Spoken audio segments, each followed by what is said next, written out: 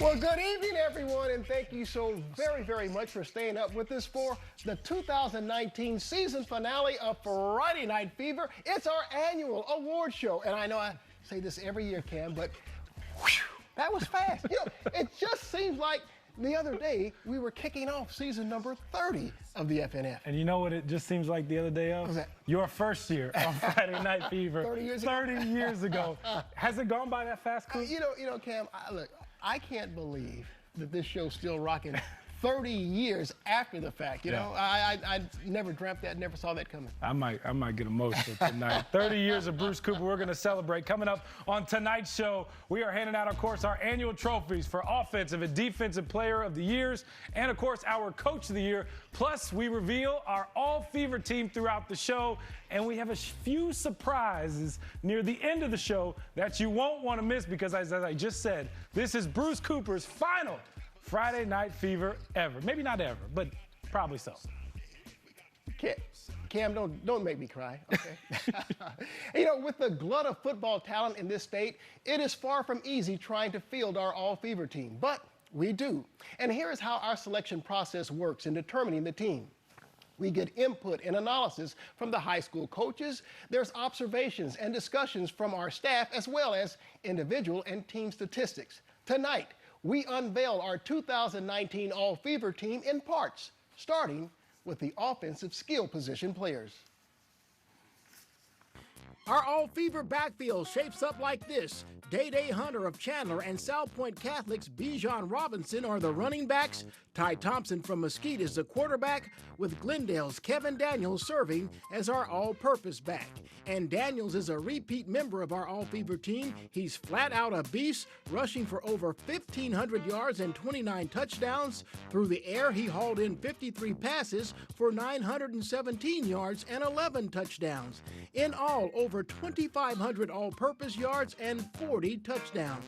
When talking about Bijan Robinson, the words all-time state leader comes out frequently. He's the state's all-time big school leader in career rushing yards and career touchdowns. He led the state this season in rushing yards with over 2,200 and touchdowns with 42. He's also the first player in Arizona high school football history to rush for over 2,000 yards in 3 consecutive seasons. Mesquite quarterback Ty Thompson can really spin the ball. He led all quarterbacks in passing yards with 4,074. He also led all quarterbacks in passing touchdowns with 45. He also rushed for over 600 yards and 6 touchdowns. His 4,636 total yards topped all quarterbacks. Now let's check out our all-Fever pass catchers, starting with Horizon tight end Jay Rudolph. At receiver, including the slot, we have Jihad Marks from Desert Edge, Marcus Libman of Pinnacle, and Gilbert's Tyler Aranaka. Rudolph topped all tight ends with 903 receiving yards on 57 receptions. He has excellent hands, and you'd better wrap up if you want to bring him down. He tallied 13 touchdowns. Marks did it all for the Scorpions. He led all receivers in catches with 99, yards with 1,716, and touchdowns with 19. He is absolutely electric with the ball in his hands. He also had 2 rushing touchdowns and 3 special teams returns for touchdowns, 2 kickoffs, and 1 punt. Okay, we will unveil our all-Fever offensive line in just a bit, but first, it's time to reveal our Friday Night Fever Offensive Player of the Year. For that, we turn to Cameron Cox. Thanks, Coop. Very rarely does a player make an impact in a single season the way our Offensive Player of the Year did. Then again, our winner is so nice on the field, you have to say his first name twice.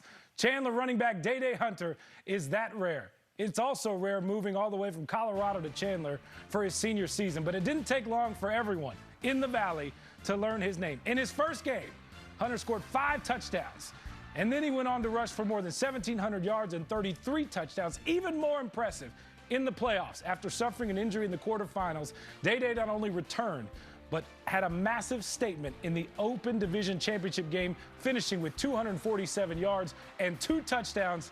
Look at that man run, helping Chandler to an undefeated season, a 4-peat, and the very first Open division title. He is smiling right next to me. Chandler's Day-Day Hunter, of course, our offensive player of the year. Day-Day, congratulations. We got this trophy for you. I'll give it to you in just a second. But first, a lot of running backs have won this award over 30 years. How does it feel to be one of the greatest running backs to ever come out of Arizona?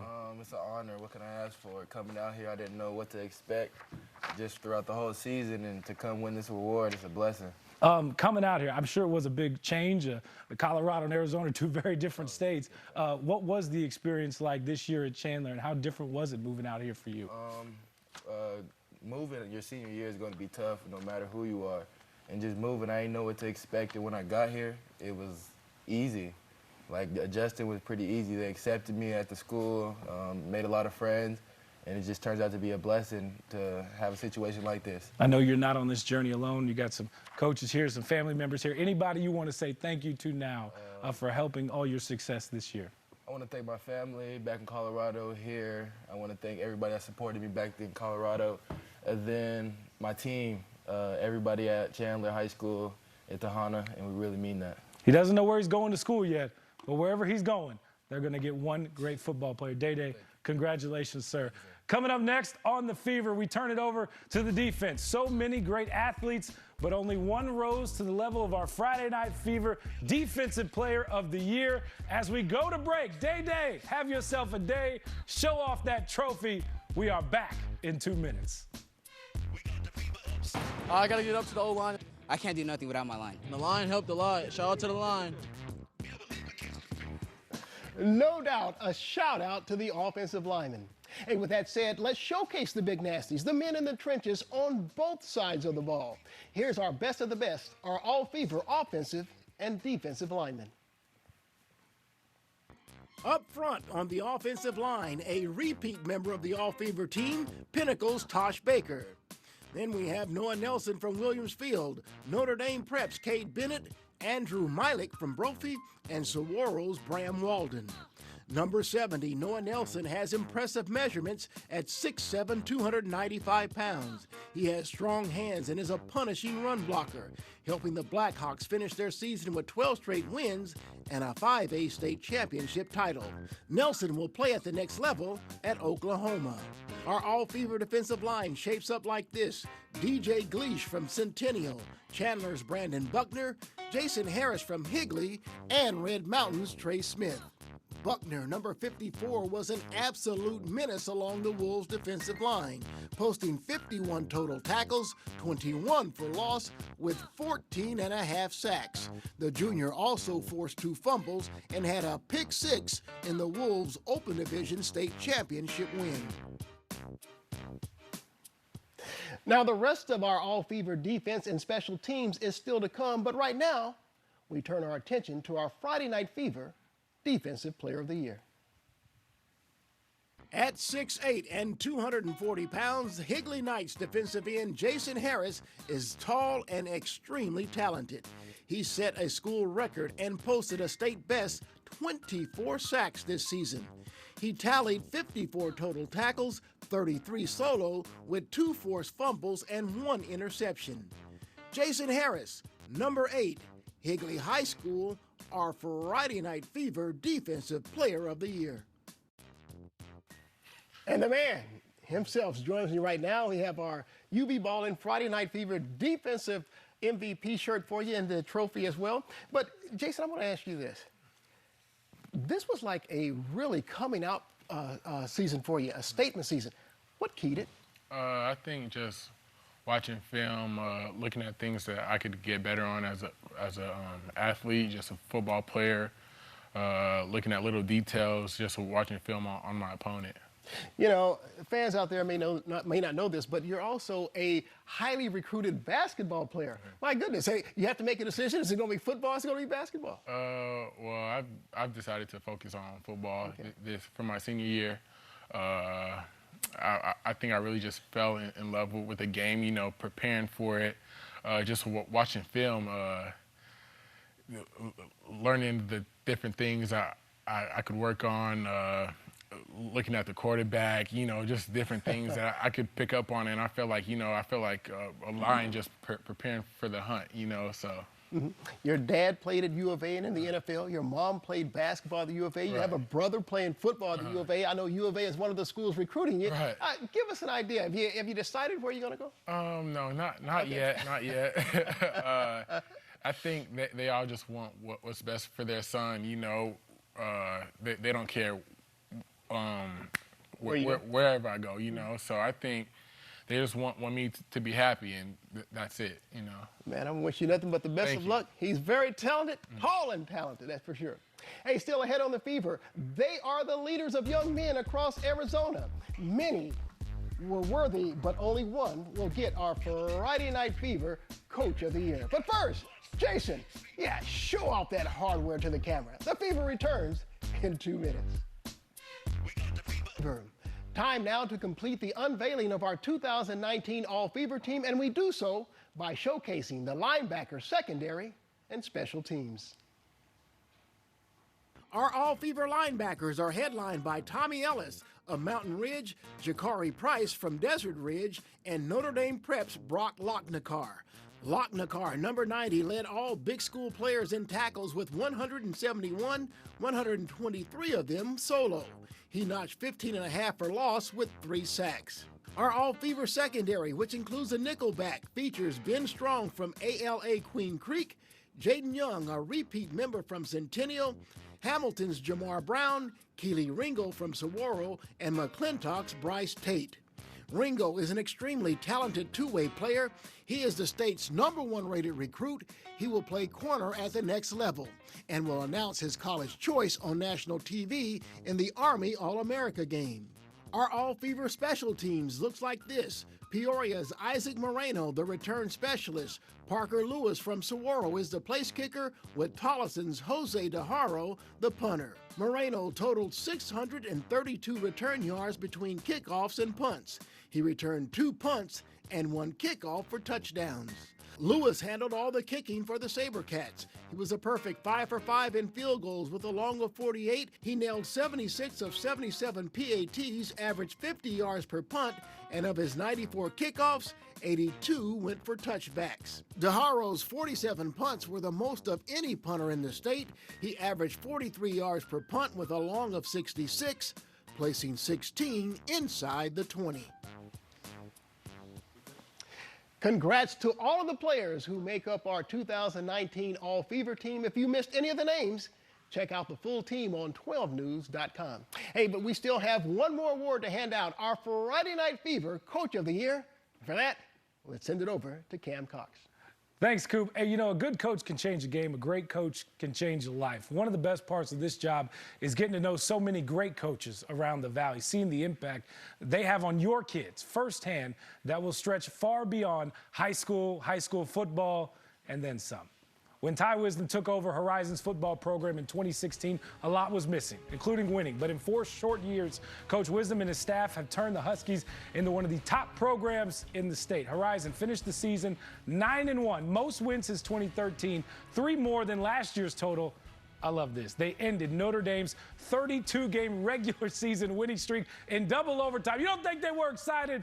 But most importantly, they earned the 6th seed in the new Open Division Top 8-team playoff. So next time you travel east on Greenway Road, make sure you stop by the Huskies, home of the 2019 Friday Night Fever Coach of the Year, Ty Wisdom. Coach, congratulations. Appreciate it. We got a Thank trophy you. here for you. I'll give it to you in just a second. But, Coach, I know with any coach, you don't do this alone. Right. So I'll start with this. Anybody out there you'd like to thank for this award? You know, I first of all thank my coaching staff and my family. You know, my #1 supporter, my wife and my son. But I have a great coaching staff. I think I have the best coaching staff in the state, and that they make a lot of sacrifices for these kids, and you can see it paid off. Coach, I think when a lot of people looked at, who was going to get in the Open Division early on, I don't think they had a Horizon circled. You said in that clip right there, after you beat Notre Dame, we got a seat at the table now. How did you get your team to have that seat at the table? You know what? They kept believing. You know, I think a big turning point was against Pinnacle. We were down 28 points going into the 4th quarter. And with 4 minutes left, we cut that thing to 10. And most teams would fold. And I thought, all right, there's something special about this team. And since then, they just kept responding, you know, and then we knew if we could get to that Notre Dame game at 5-1 and get a chance at it, then we may have a seat at the table, and that's what these guys did. We'll get you out of here on this. What is your message to your team now? They tasted that top 8. I know you want to get back to that. What's your message to keep this thing rolling now? Yeah, you know, they saw from the leaders that we had with that senior class how to lead and how to practice and do everything the right way on and off the field. And, you know, now that they sniffed that, you know, it's going to take a great off season with great leadership and obviously the goal every year is to get in that open 8 and go compete for a state championship. Coach, thanks a lot. I appreciate all you guys do. Thank you. Oh, yeah. Thank you very much, Coach. Don't go anywhere just yet. We got some final surprises. Of course, our best hot shots of the season coming up next on the FNF. But, Coach, as we go to break, show off that trophy for everyone out there on Greenway Road. Friday Night Fever back in 2.5 minutes. Welcome back to Friday Night Fever. What a year it was for our hot shots. Of course, our plays of the week. We got plays of the year. We start with Ethan Clough from ALA Queen Creek. Look, Mom, one hand. Congrats, by the way, to the Patriots. Oh, snag-ups on winning the 3A championship this season. Hey, another favorite here, this one from week 1. Red Mountain's Hiram Boren scrambles, going to the end zone. Look at that. The ball is hit out of his hand into the arms of a teammate waiting, Daniel Butler, for the touchdown. That's a new one, Coop. We don't see that very often.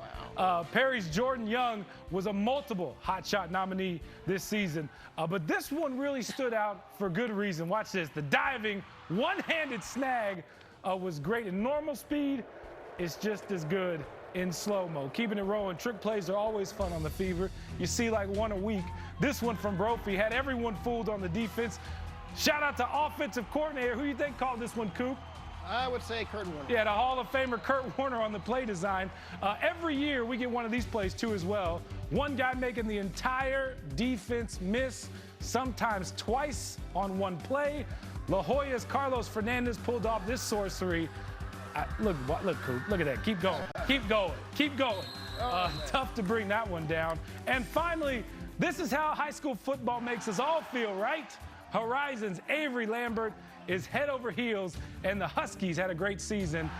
So did Friday Night Fever. And, of course, it is Bruce Cooper's last Friday Night Fever. He's been doing this for 30 years. So we figure we'd bring out some very special guests. The OG of Friday Night Fever. Look at that. All here. Mark Lewis, Joseph Bueno, Scott Bardo, Jose Garcia. Are you kidding me? What's going on, guys? Good to see you.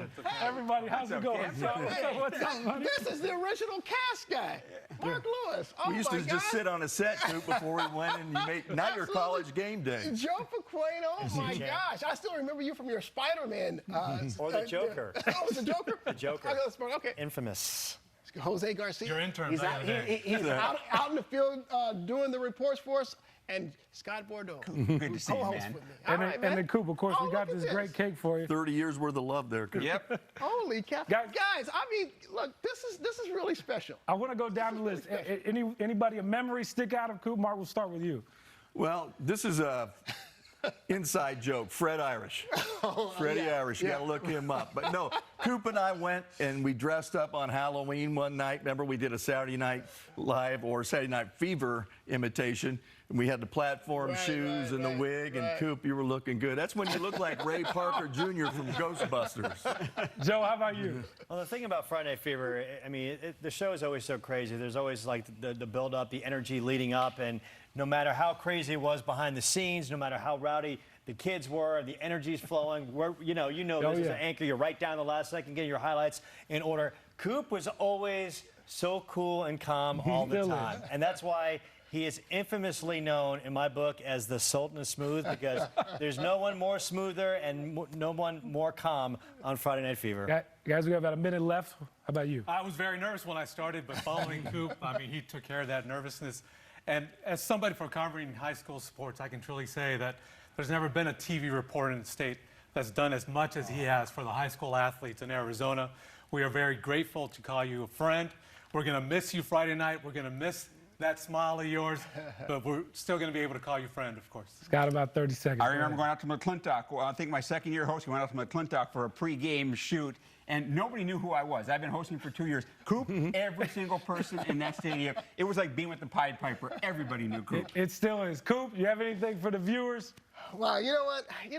I said I was going to get emotional here, but they're starting to change this. Hey, guys, it means so much for me to have you guys come down and he'll celebrate my final Friday Night Fever. Hey, it's been a great ride. I love you all. Thank you so much for your support. Hey, I guess we'll see you back here next year for year 31 with Cameron Cox. I hope so, Coop. Good night, everyone. And maybe you too, if you want to come out of retirement. What are you doing on Friday? I don't know. I might just cry now. Hey, thank you. Hey, thanks, you guys. Thank you so much for watching, everyone. Good night, and God bless.